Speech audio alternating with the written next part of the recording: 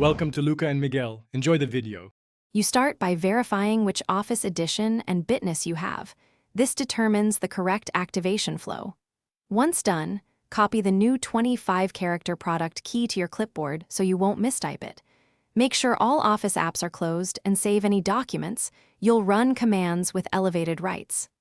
Next, open a command prompt as administrator or launch an Office app as admin. This lets you update licensing without permission errors and keeps the process smooth.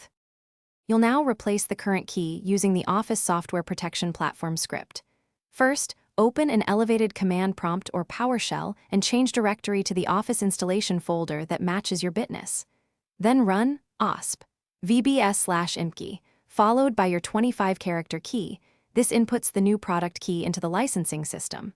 Afterward, run OSP VBS/ACT to trigger online activation. Pay attention to the script's messages. They tell you success, required reboots, or specific errors. Finish by launching Excel and checking file account to confirm the new product name and activation status. You should see product activated or similar. If the online activation step failed, try phone activation using the automated wizard or run Office repair from programs and features, then repeat the OSP commands. Make sure to address specific error codes. Some indicate key blockage, others signal permission or connectivity problems. If you hit those, run as administrator and verify internet access before Thanks for watching and please subscribe. It's the best investment you'll ever make.